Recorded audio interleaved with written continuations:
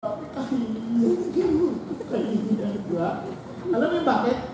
Kasi hindi ka talagang kilalang singer. Pero kung ikaw si Tosca, kilalang singer halimbawa na pinarinig nyo na sa television, ano ang TV, diba? Ano ba? Sabi na lang natin, tatay na lang niya si Rico J. Si Rico J. Ni-request mo kumanta. Kumanta ngayon. Nagkamali kasi napaos. Nagkamali na. Huwag ka na mangyari. Nagkamali. Tawa na yung mga tao. Alam gagawin namin dito? Magpapatawa lang. Alam bakit? Hindi naman yung mapapagka ng katotohanan ng singers eh. At sikat na siya. Nakuha? Sa madaling salita, you have nothing to be afraid of anymore. But regardless of whatever insult, whatever attacks or accusations, hindi na mababago yung katotohanan. Nagkakabili yan. Okay? Sasapol pala yun. Para mas baan pa. Harap tayo na isa pa dito. Mukha artista. Wala na tayong kita.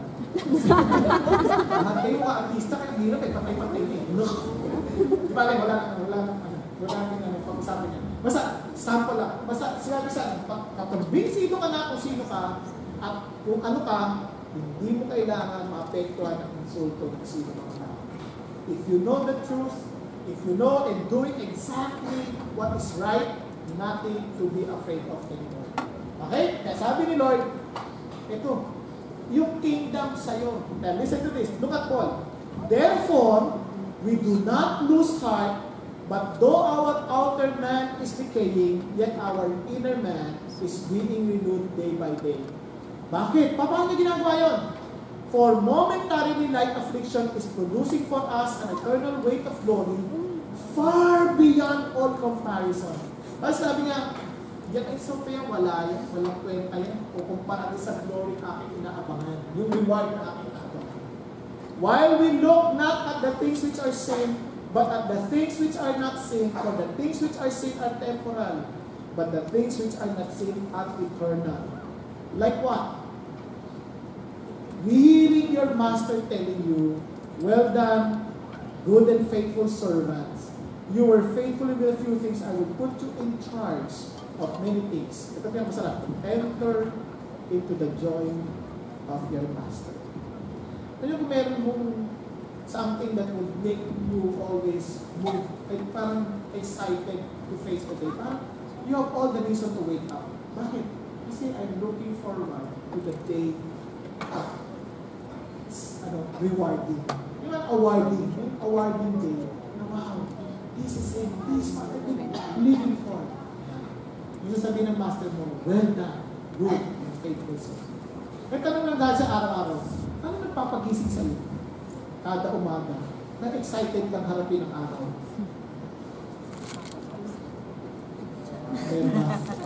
Inspired. Ito na araw. Kada umaga na lang, trabaho, kain, trabaho. Well, there is a reward, there's an awarding day from the real master. It's not just our earthly master. Earthly master, mawawala yan. But from the real master, who is forever. Yun ang pinakamasarap. Enter into the joy of your master. Alam niyo ba, yung expectation natin ulit sa langit? Tingnan niyo. He will wipe away every tear from their eyes. And there will no longer be any death. There will no longer be any mourning or crying or pain. The first things have passed away. Di ba ang sarap? Parang wow, wala nang iyakan, wala nang pain, wala na. Ano bang napaka-painful ng mundo ito? Ano kanina when I was looking at my friend na namatay yung asawa, awa ako. Alam niyo ba kayo doon? Siya yung doktor na napagaling niya, napakaraming mga pasyente, may cancer. Napagaling niya. Kita-kita ko yung mamamatay na buhay pa eh. Yung asawa niya, hindi nabuhay. Yun yung, ang sakit-sakit pa sa kanya. Sabi niya, ang sakit eh. Ang dami ko nabuhay. Siya hindi ko mabuhay. Eh bakit nga ba? Ayaw niya yung gamot ko. Bakit ayaw niya? Pinaniwala siya. No, kasi pinag-away sila ng isang parang nanay-nanayan nila dun sa bahay. Pinaniwala siya na pinapatay ko siya, kaya ayaw niya isang sa. Pero ito nasa lahat ng bag lang yung yung gamot na binibigay sa kanya, hindi niya sinasaksak pa lang. Sabi niya, kaya ang sakit-sakit ng loob ko. Sabi ko, di ba na, tapos na yan eh. Let's just look forward to the day. Kasi kahit lang, Lord, I did my part. Don't blame me on this. I did my part. I've given my best. Tama? Bakit? Yun na mas importante sa Lord. Pagdating sa kingdom of heaven, no more cryings, no more tears, no more pains. Kaya sabi nga nung meron isang lalaki before I end. Tagal sa bakit ganun Diyos? Ako nagpapakatuwid. Tapos yung mga mga mandaraya, yung mga mayayabang, undan sila ng undan. Sobrang tataba naman nila. Sabi ko, pag binasa niya, nandun yun, pati bilbil nila nasa mata na. Sobrang taba na. Kasi bilbil dito lang. Yung bilbil nasa mata na. Sabi niya. Sabi niya, God, bakit gano'n? Sabi niya ni God sa kanya, alam mo, sandali lang yan, hindi mo mamamalayan, nanalagay sila sa isang lugar na napakadulas. Bigla lang sa dudupila sa diretso, na hindi nila makita wala silang pag-asa. Sabi ba naman niya gano'n? Kaya iyak siya ng iyak. Sabi niya sa Panginoon, whom have I in heaven but you? Ano pa ang hahanapin ko sa langit kundi ikaw? And besides you, Lord, I desire nothing on earth. My flesh and my heart may fail, but God is the strength of my heart and my portion forever. For behold, those who are far from you will perish. You have destroyed all those who care unfaithful to you. But as for me, the nearness of God is my good. I have made the Lord God my refuge, that I may tell all of your works. Kaya, friends, always learn to exalt in overcoming opposition. Because when you overcome opposition, you will always end up in exaltation. Okay po? Na may mga opposition sa buhay mo, nagpasan niyan. Nagpasan niyan. Magdiwang ka. Now, tingnan niyo po ito. Panoorin na natin sa dali before we end in prayer.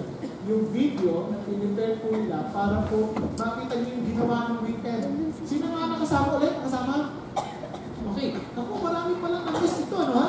Di bale, kung na-miss niyo ito, wala na. Let's wait for the next opportunity. Di ba? Ito, panoorin na natin sa dali. Father's Day kasi.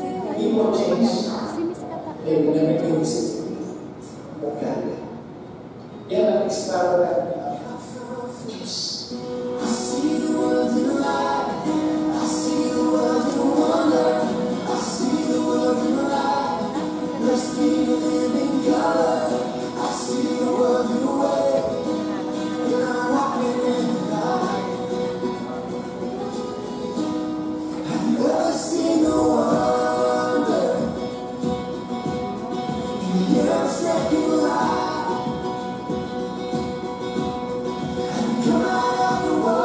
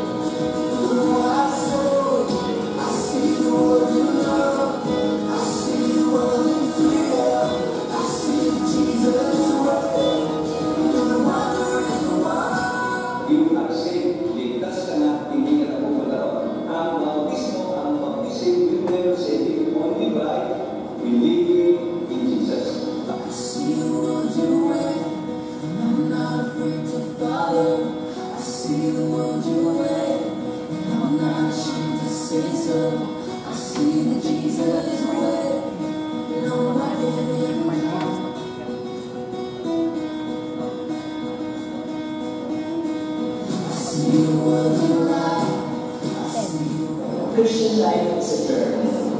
You have a story to share. The story to grow is to be part of a small group and involvement where you believe you serve this. You serve this.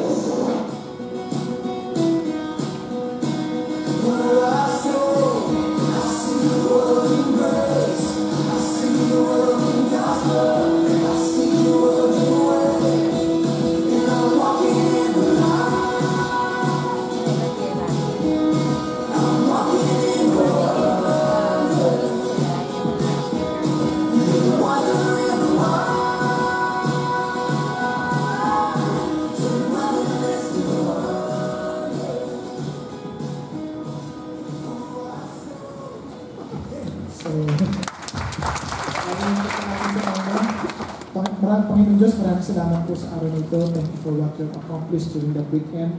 And Lord, we also thank you that though we have many oppositions in life, and maybe to some of us, they're already experiencing it, and maybe to some, it will come in the near future. But thank you, God, that we can be prepared. We need to be so aware that this is not something unusual to any one of us. But thank you that you are with us, and thank you, Lord God, that your desires for us to be victorious and to overcome these oppositions. And I pray that everyone in this auditorium will truly become overcomers of whatever insult, whatever false accusation that they may come their way, Father. But they will always remember that their reward is so great if it is because of you. Thank you, Lord. In Jesus' name we pray. Amen. Amen. God bless.